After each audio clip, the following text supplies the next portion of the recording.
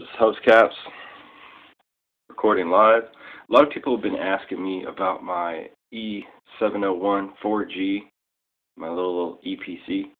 Well, here's what it is. It's a little tiny guy. Kind of looks like a DVD player, a little portable DVD player, except that it has RJ45 and Ethernet on the back. But, yeah, just a little guy. Overclockable to 900 megahertz with EECTL.exe. Just search for that on Google. And it's got a Celeron U ultra low voltage ULV, 0.9 volts, 630 megahertz stock without the overclock application. It's got an Intel GMA 450 Intel integrated graphics chip, which can play Grand Theft Auto San Andreas, surprisingly. It's got a really nice bright screen, which the brightness can be bumped up a couple notches with the hack as well. Pretty thin screen. And this is what I use to upload my YouTube videos all the time. It's really snappy. Really fast. It's all solid state. It's got a something like a Vision Data Samsung solid state hard drive. It's like 4 gigs and it's like a 60 megabyte read per second and then like 40 write or something. It's pretty fast. And it's solid state. There are no moving parts inside of this computer, so it's kind of neat. You got your SD card reader. Monitor out, and then you got output fan with wind comes out, extra USB, RJ45 Ethernet, little tiny trackpad. I'd recommend using a mouse, status LEDs, function keys. So it's pretty cool, and it runs at 630 megahertz stock without the app, so it runs normally, mostly all the time, at 630 megahertz. It's designed for Windows XP, and I've had it for a really long time. And here's a piece of history.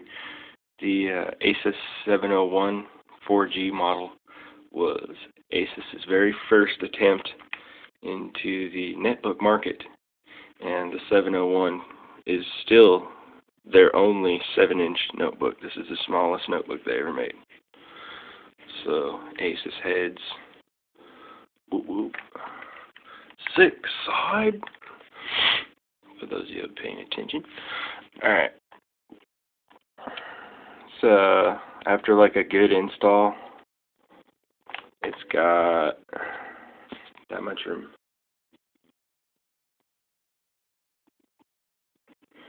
So I'd say that's pretty good for a system install. A little fucking 700 megabytes just for like XP, SP3, and all the drivers required. A few programs here and there. The wireless card is outstanding. The antennas are located here. There is a widescreen webcam right there. And, yeah, it actually records in widescreen format, like 277, like 480 by like 277 or some weird stretched format. It's hella tight. But, the camera doesn't suck. See, there's the driver for it for XP. And, yeah. It's really light. It's really quiet. It's really quiet. It runs at like 24 watts, I think. For all you guys out there, there's your sticker. So this is the 4G model, and it runs at 9.5 volts plus, probably like 2 volts, a little bit if you're overpowered. 2.5 amps, 24 watt draw. So it's got a pretty good sized battery. And the reason why I bought this laptop on eBay for $200 directly from Hong Kong is because it has a ridiculous battery. The lifetime on the brand new battery, the lithium battery that comes with this thing right here, is 9 hours. So 9 hours of Windows XP time, browsing the web, like 5 or 6, probably 5 with the high def video. You have to overclock it to play certain videos and games.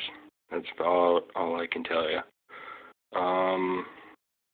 If you can find GMA Booster, it's a great application to overclock the graphics chipset.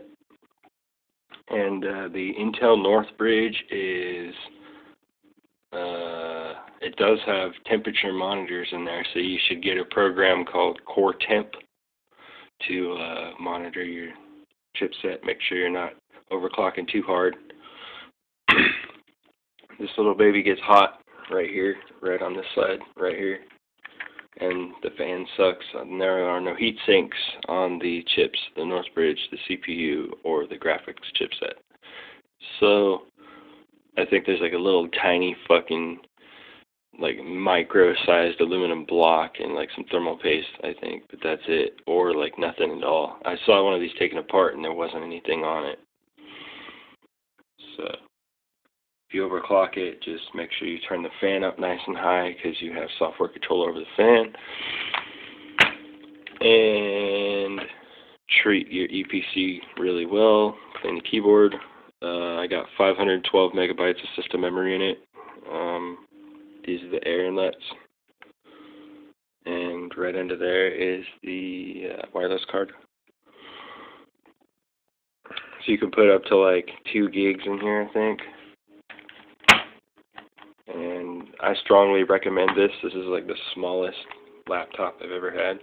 Well, considering my Sony P is like really thin and it's like hella long though, this is probably the most smallest laptop I've ever had. It's awesome. I would recommend it if you can find them. They make them in white and black. And you can color it, paint it, whatever. Make it yours. Like I did. Put a little boost. And for all you overclockers out there who really want to try to push this almost to a gigahertz or at a gigahertz, not recommended to go above that. The clock generator for the CPU frequency control is ICS LPR-S906 CGLF. It's in the middle of the list on the set FSB program, and notch it at 5 megahertz increments and you'll be alright. So for Hubs Caps, to all the viewers out there, just respect your E, because this is a really old laptop. I think this came out in like 1999. Yeah, it's got an Intel Celeron in it. Yeah, respect the Celeron. And for all the Hubs Caps peeps out there, this is being recorded live right now on my badass Android phone. So that's a neat little fact. Alright, late.